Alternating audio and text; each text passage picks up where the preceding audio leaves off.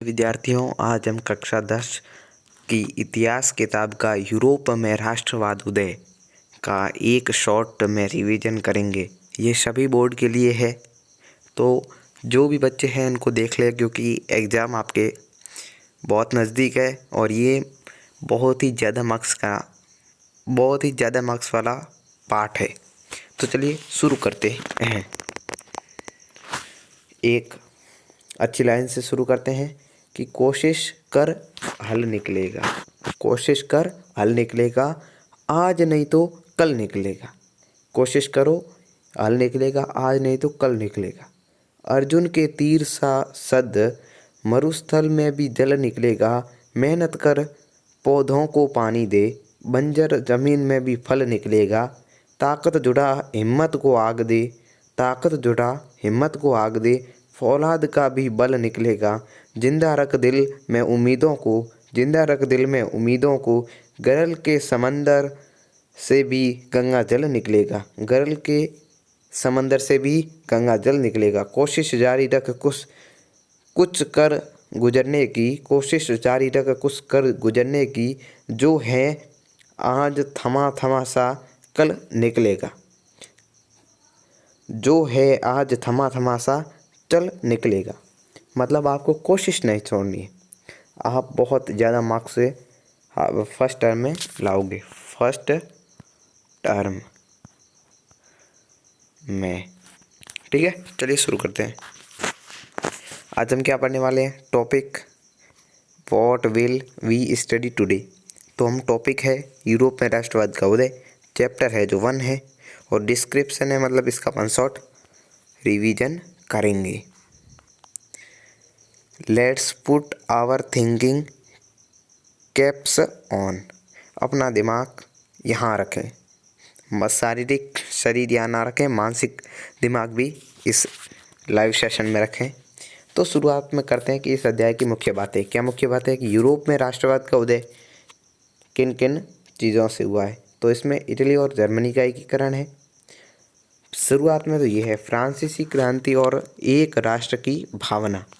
पहली ये, फिर एक राष्ट्र की कल्पना हुई, फिर साम्राज्यवाद और राष्ट्रवाद की भावना आई लोगों में, फिर इटली और जर्मनी का एकीकरण हुआ। ये चीज़ें इन अध्याय में अपन पढ़ेंगे। तो चलिए आगे देखते हैं। राष्ट्र की भावना की रचना। राष्ट्र की भावना की रचना कैसे हुई? तो जो विचारधारा किसी भी राष्ट्र के सदस्यों में एक साझा पहचान को बढ़ावा देती है उसे राष्ट्रवाद कहते हैं। राष्ट्रवाद की भावना किसे कहते हैं? तो राष्ट्रवाद की भावना उसे कहते हैं वह विचारधारा जो किसी भी राष्ट्र के सदस्यों को एक साझा पहचान देती है। मतलब कि हम भारतीय हैं तो हमें एक साझा पहचान है कि आप भारतीय हो, तो ठीक है, इसी को राष्ट्रवाद कहते हैं। तो हम देश प्रेम को ही आप राष्ट्रवाद कह दीजिए। देश के प्रति जो भावना है उसे ही राष्ट्रवाद कहते हैं। नए राष्ट्रों का निर्माण की प्रक्रिया 1789 में शुरू होने वाली फ्रांसीसी क्रांति के साथ शुरू हुई थी। पहली राष्ट्र की अभिव्यक्ति हुई थी, स्वतंत्र राष्ट्र की अभिव्यक्ति 1789 में फ्रांसीसी क्रांति के साथ हुई थी, जब लुई 16वें को हरा दिया गया था। ये याद रखना बहुत महत्वपूर्ण है। और यहीं से राष्ट्रवाद की भावना की पहली अभिव्यक्ति देखी गई स्वतंत्र रूप से। राष्ट्रवाद की पहली अभिव्यक्ति फ्रांस में हुई। ये याद रखना कि राष्ट्रवाद की पहली अभिव्यक्ति कब हुई? 1789 में। कहाँ हुई? फ्रांस में हुई। ठीक है, आगे देखते हैं। क्रांतिकारी लोगों ने एक साझा पहचान की भावना स्थापित करने के लिए कई कदम उठाए जो निम्नलिखित है। क्या क्या कदम उठाए हम देखते हैं। एक, पितृभूमि और उसे नागरिकों की भावना का प्रसार किया। मतलब हमारी एक ही भूमि होगी और नागरिक है, जो जनता है, उसकी भावनाओं को प्रचार किया। नए फ्रांसीसी झंडे का इस्तेमाल किया। फ्रांस का नया झंडा लगाया गया। राष्ट्र के नाम पे स्तुतियाँ और गीत गाए गए और शपथ लिए गए, वो सब हुआ राष्ट्र के नाम पे। शहीदों को नमन किया गया और एक केंद्रीय प्रशासनिक व्यवस्था बनाई गई जिससे सभी नागरिकों के लिए एक जैसे नियम बनाए गए। मतलब प्रशासनिक व्यवस्था बनाई गई जिससे सभी नागरिकों को समान रखा। पहले ऊंच नीच हुआ करती थी, एक 3 स्टेट में बटा हुआ था समाज, एक कुलीन, फिर दूसरा पादरी और एक तीसरे स्तर के किसान। ये तीनों में थे। इन दोनों को विशेषाधिकार थे और किसानों मजदूरों को कोई अधिकार नहीं थे, पर अब सब समान हो गए। अगला आपके लिए क्या है, तो फ्रांस के भूभाग में प्रचलित कस्टम ड्यूटी को समाप्त कर दिया। भार और मापन की एक मापक पद्धति अपनाई गई। पूरे फ्रांस में पहले अलग अलग माप तोल की इकाइयाँ थी, उन इकाइयों को चेंज करके एक रख दिया गया। क्षेत्रीय भाषाओं को नेपथ्य में धकेला गया और फ्रेंच को राष्ट्रभाषा की आम भाषा के रूप में बढ़ावा दिया गया। फ्रांसीसी भाषा को बढ़ावा दिया गया। फ्रांस में एक ही भाषा को। क्रांतिकारियों ने यह भी घोषणा की थी कि यूरोप के अन्य भागों से तानाशाही समाप्त करने और वहाँ एक राष्ट्र की स्थापना करना भी उन लोगों का मिशन होगा। अब उनका दोनों का फ़ायदा था। एक तो दूसरे देशों के लोग, जनता को भी फ़ायदा मिलता, और दूसरा फ़ायदा था कि सब जगह एक ही चीज़ है और वहाँ एक बीच में लोकतंत्र आ गया। चारों तरफ राजतंत्र और एक लोकतंत्र देश है, तो उन्हें लगा कि हम ज़्यादा दिन रह नहीं पाएंगे, इसलिए उन्होंने दूसरे देशों पर भी लोकतंत्र की भावना बढ़ाने लगे। नेपोलियन संहिता, नागरिक संहिता 1804। नेपोलियन की संहिता या नागरिक संहिता कही जाती है, जो 1804 में लाई गई थी। उसमें क्या क्या थे वो हम देखते हैं। नेपोलियन 1804 से 1815 के बीच में फ्रांस का राजा था। ठीक है। नेपोलियन ने 1804 में सिविल कोड लागू किया, इससे नेपोलियन कोड भी कहा जाता है। तो नेपोलियन ने 1804 में एक कोड लागू किया, जिसे नेपोलियन कोड भी कहा जाता है। जन्म के आधार पर मिलने वाली हर सुविधाओं को समाप्त कर दिया गया। ये नेपोलियन संहिता में सबसे महत्वपूर्ण था कि जो जन्मसिद्ध अधिकार थे वो सब समाप्त कर दिए गए। हर नागरिक को समान हैसियत प्रदान की गई। हर नागरिक को समान रूप से दिया गया। संपत्ति का अधिकार को पुख्ता किया गया। सामंती व्यवस्था को ख़त्म किया। किसानों की दास्ता और जागीर को अदा होने वाले शुल्कों से मुक्त कराया। सामंत लोग थे कि यहाँ राजा है, अब राजा के नीचे सामंत, सामंत के नीचे किसान। अब ये राजा कहता है कि जनता से 100 रुपये का कर लो। एग्जाम्पल से समझते हैं। ये कहता है कि 100 रुपये का जनता से कर लो। ये जनता को कहता है कि 200 का कर दो। जनता 200 का कर देती थी, 100 ये रख लेता था और 100 इसे दे देता। फिर क्या होता, जनता तो यही सोच में रहती कि वो सब राजा के पास जा रहा है, तो इससे राजा के प्रति उग्र भावना पैदा होती। ये नेपोलियन ने समझ लिया और नेपोलियन ने सामंती व्यवस्था को समाप्त कर दिया। आगे देखिए, उसने शहरों में प्रचलित शिल्प मंडलियों द्वारा लगाई गई पाबंदियों को समाप्त कर दिया। यातायात और संचार साधनों में सुधार किए। ये सब नेपोलियन संहिता या नागरिक संहिता 1804 में ये सुधार आए। आगे देखिए जनता की इसके प्रति क्या प्रतिक्रिया रही। तो फिर जनता ने क्या कहा कि लेकिन फ्रांस के जिन इलाकों पर कब्जा था वहाँ के लोग फ्रांसीसी शासन से जहाँ फ्रांस का शासन था वहाँ पर लोगों की मिली जुली भक्त थी। कई साथ थे, कई खिलाफ थे। किसान, कारीगर और मजदूर ने नई आज़ादी का खुलकर स्वागत किया। उन्होंने सोचा कि अब हमें आज़ादी मिल गई है, तो इसलिए उन्होंने खुल के स्वागत किया। टैक्स में भारी बढ़ोतरी हुई। ज़बरदस्ती फ्रांस की सेना में भर्ती किया गया। ये बाद में प्रभाव हुए कि टैक्स नेपोलियन ने बढ़ा दिया। फिर दूसरा काम किया कि ज़बरदस्ती लोगों को सेना में भर्ती करना शुरू कर दिया। आगे है कि राष्ट्रों के उदय के कारण और प्रतिक्रियाएं। एक था अभिजात वर्ग या नया मध्यम वर्ग। अभिजात वर्ग और नया मध्यम वर्ग। अभिजात वर्ग जो पहले था, जैसे कुलीन, पादरी, ये सब अभिजात। नया मध्यम वर्ग क्या हुआ कि जब औद्योगिकरण हुआ तो उन लोगों के पास पैसा आ गया। अब उनके पास क्या नहीं था, उनके पास सरकार की पावर नहीं थी, वो उन्हें चाहते थे। उदार राष्ट्रवाद की भावना, व्यक्ति की स्वतंत्रता होनी चाहिए, समान अधिकार की भावना, सहमति की सरकार, बाजार की स्वतंत्रता और जॉलवेराइन संघ, ये सब उसके लिए जरूरी थे। ये उदारवादी राष्ट्रवाद की भावना थी, इन्हें ये चाहिए थे। नए रूढ़िवाद का जन्म हुआ। नए रूढ़िवाद में क्या हुआ कि परंपराओं, स्थापित संस्थाओं और रिवाजों पर जोर देता था। तेज बदलाव की बजाय धीरे धीरे क्रमिक विकास की प्राथमिकता थी। क्रांतिकारी क्या चाहते थे? क्रांतिकारी कहते थे उदारवादी विचारों के वे समर्थक थे। राजशाही शासन के वे विरोधी थे। क्रांतिकारी उनके विरोधी थे।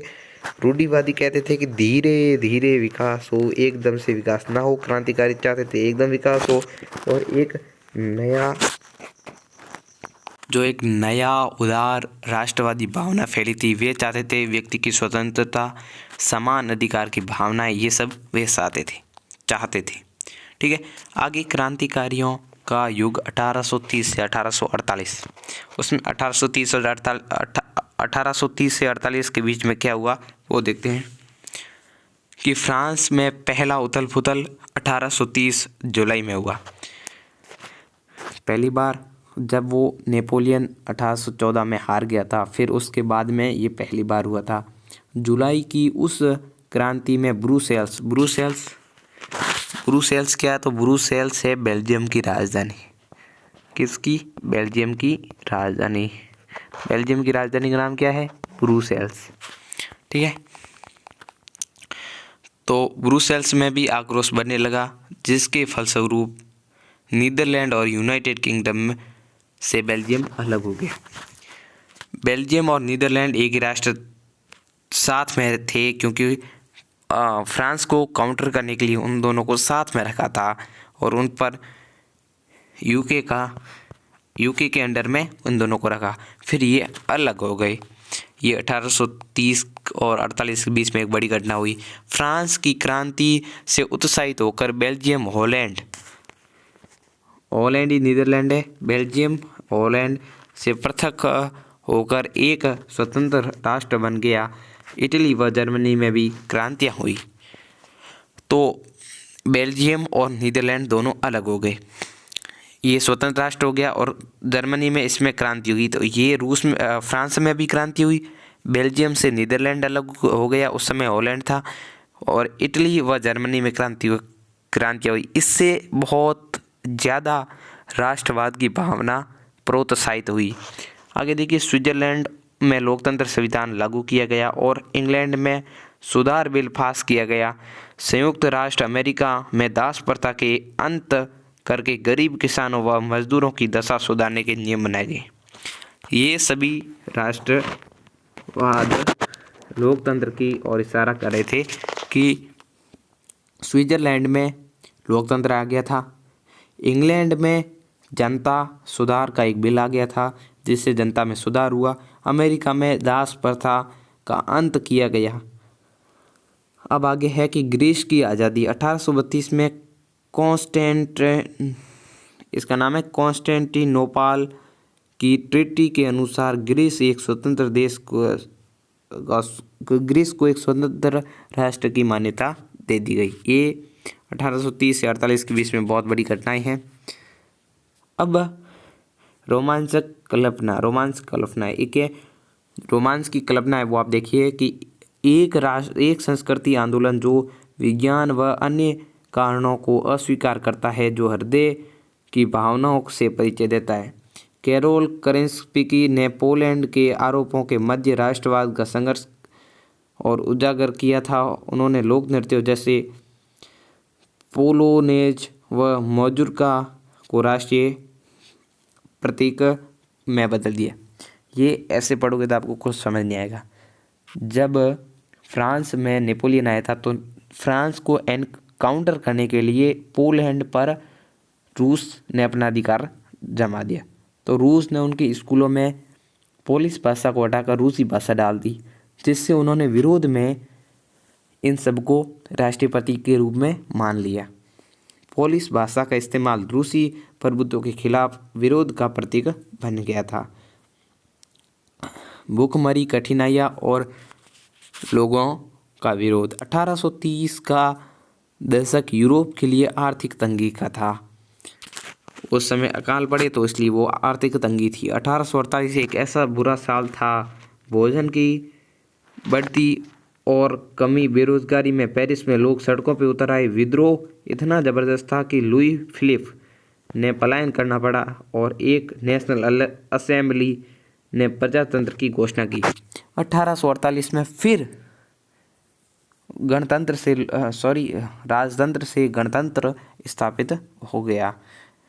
क्योंकि बहुत बड़ी भूखमरी आई तो लोगों ने लुई फिलिप को भगा दिया, क्योंकि लुई फिलिप वहाँ का शासक था। जब नेपोलियन को हरा दिया गया तो फिर वहाँ लुई फिलिप को शासन दिया गया।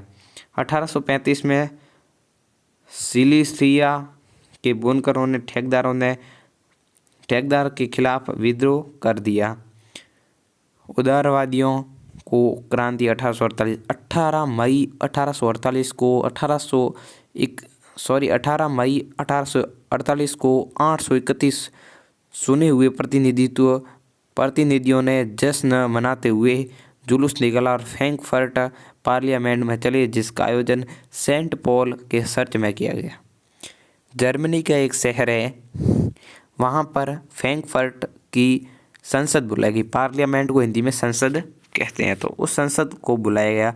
उस संसद में 831 सुने हुए प्रतिनिधियों को वहाँ पर बुलाया। 18 मई 1848 की घटना है, जब सेंट पॉल चर्च में फ्रैंकफर्ट पार्लियामेंट बुलाई गई तो महिला केवल दर्शक दीर्घा में बैठने की अनुमति मिली। महिलाओं को वहाँ पर ओनली फॉर बैठ दूर से देखने के लिए अनुमति मिली। 1848 के कई वर्षों के बाद राजा को एहसास होने लगा कि आंदोलन और दमन के उस क्रूरक कुछ कर को समाप्त करने अगर कोई तरीका है तो वह राष्ट्रवादी आंदोलनकारियों को मांगों को मान लेना है। कई साल से आंदोलन चल रहे थे, मतलब 1830 से 1848 बीच में लगभग 18 साल तक आंदोलनकारियों ने कई आंदोलन किए। तो फिर जनता ने, वहाँ के शासकों ने सोचा कि उनकी मांगों को मान लिया जाए, जिससे कि जनता भी एक बार शांत हो जाए। जर्मनी और इटली का एकीकरण, ये हम वन शॉट रिवीजन कर रहे हैं तो पूरा विस्तार से तो नहीं पढ़ा रहे हैं, क्योंकि 1 घंटे में ये पूरा अध्याय हम पूरा करवाएंगे। मेन चीज़ें आपको बताएंगे, क्योंकि ये एक पार्ट पढ़ाने में 10 क्लासें भी कम पड़ जाए, क्योंकि इतना बड़ा पार्ट है। जर्मनी के एकीकरण में देखो कि जब फ्रेडरिक विलियम प्रसा को राजा बनाया गया, एकीकरण की अनेक कठिनाइयों का सामना करना पड़ा। इसका नाम था विलियम। जर्मनी का सबसे बड़ा स्टेट था जिसका नाम था प्रसा, और प्रसा का शासक कौन था? विलियम।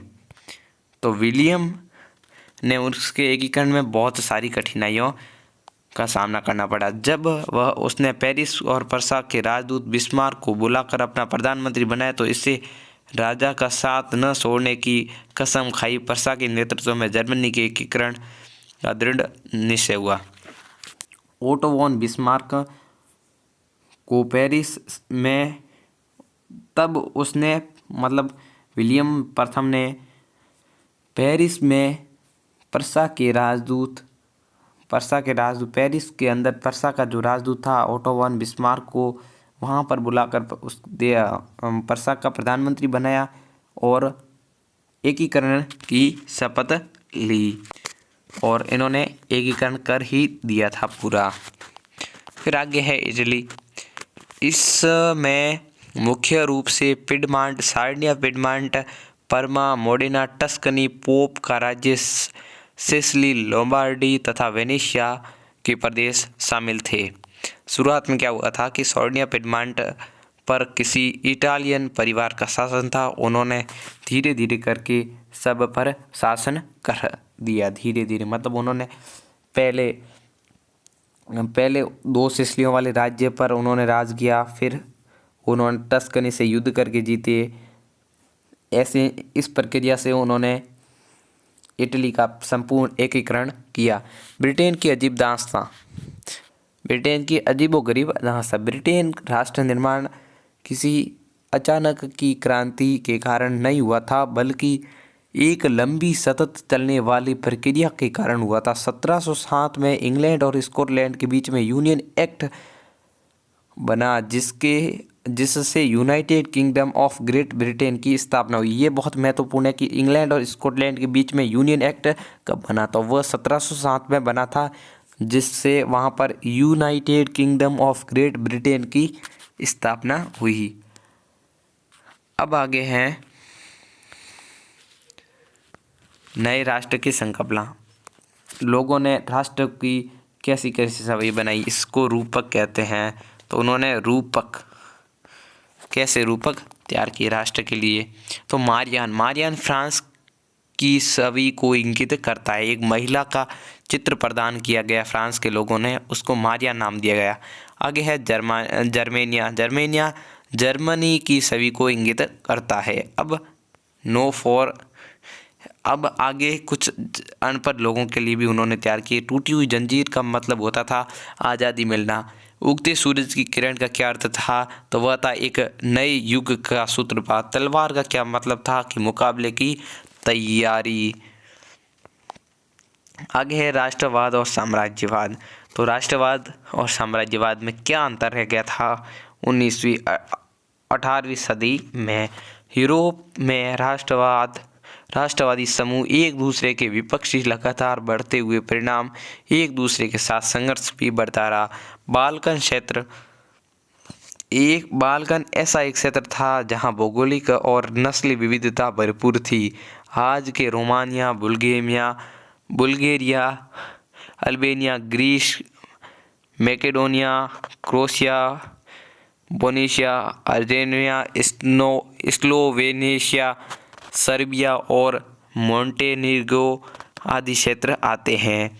इस क्षेत्र में रहने वाले लोगों ने मोटे तौर पर स्लाव कहा जाता है। इन लोगों को स्लाव कहा जाता है। उसी दौरान विभिन्न यूरोपीय ताकतों ने बीच में उपनिवेश और व्यापार के कशमकश चल रही थी, और वह झगड़ा नौसेना और सेना की ताकत बनाने के लिए भी जारी था। रूस, जर्मनी, इंग्लैंड, ऑस्ट्रिया हंगरी हर शक्ति का एक ही लक्ष्य था कि बाल्कन क्षेत्र पर नियंत्रण पाया जाए और अन्य क्षेत्रों पर भी नियंत्रण पाया जाए। इसके लिए कुछ लड़ाई हुई और परिणामगत प्रथम विश्व युद्ध हुआ। तो thanks for watching student. IP study को लाइक करें, कमेंट करें, शेयर करें और सब्सक्राइब करें। Thanks for watching this session.